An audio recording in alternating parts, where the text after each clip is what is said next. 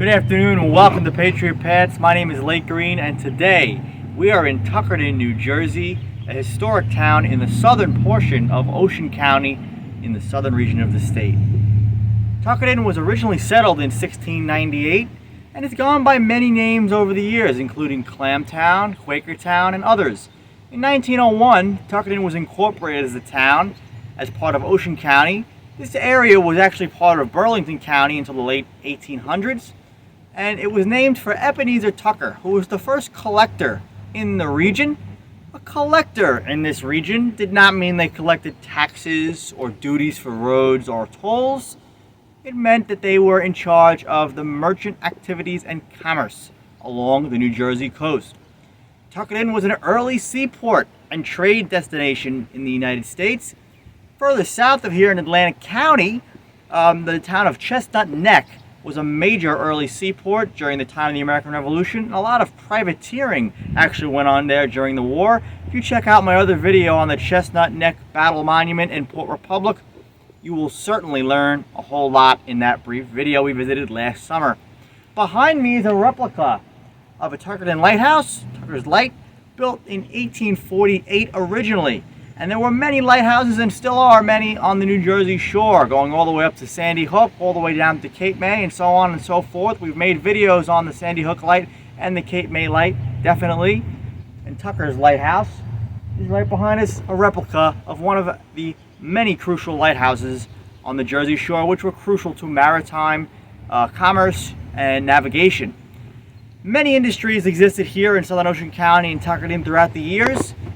Grist mills harvesting the abundant Atlantic white cedar, many of which is actually located far behind us, pointed tops on the trees. New Jersey Pineland's native tree. Cedar was known for its rot-resistant capabilities and prized by shipbuilders and homemakers, and is still used today. There is still an active sawmill in the Pine Barrens. Clam, oyster digging, oyster catching, clam diggers, Barnegat Bay, the Great Bay is still a major site for the oyster industry. A lot of work has been done in recent years to revive the clam and oyster industry in the region, and there's been a lot of efforts to revitalize the oyster beds in the region, and there are still many generational families that still engage in the industry today. Fishing, of course, crabbing, among other things, still prominent commercial industries in southern New Jersey, even though their influence has considerably waned over the years as America's economy and the region's economy has changed drastically. But ultimately, Tuckerton is an awesome example of a historic maritime culture on the Jersey Shore, a big part of southern New Jersey history. The town really boomed in the 1870s, really is when it really began to grow with the construction in the early 1870s of the Tuckerton Railroad.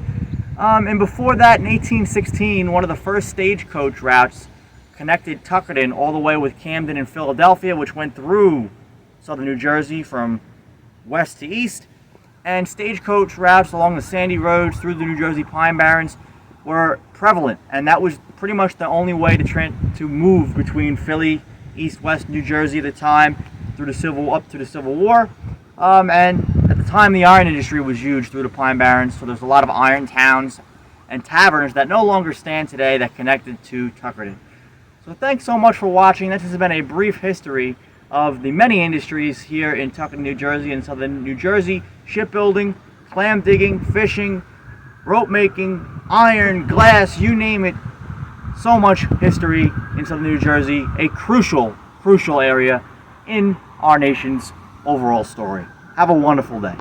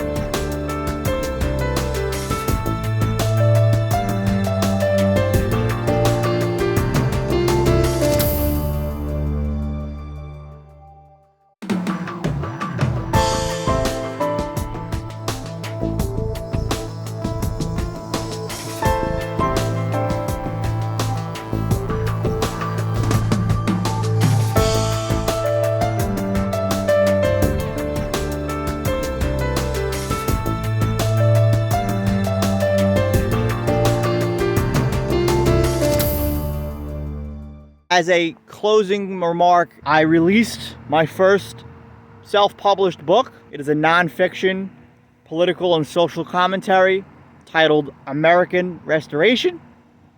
There will be a link in the description of this video. If you would be interested in purchasing a copy, I would be very appreciative. If not a problem. I appreciate your viewership regardless. You know, we don't really try to talk politically on this channel, but we're at a very tough point in the history of the United States. And so the book talks all about the decline in the culture of the United States over the last 60, 70 years. Some reasons, some observations that I believe to be contributing or causing the decline that we've experienced. These opinions are backed in data and fact and historical research. And then there are some candid, pretty frank solutions given at the political and also the social levels to the problems. It's a book about community, right? It's about American communities and how we need as a country to come together and identify that we have had a cultural decline here. These are the reasons for them, and how can we get back to the basics and restore a sense of stability and prosperity to our culture, which it is lacking today.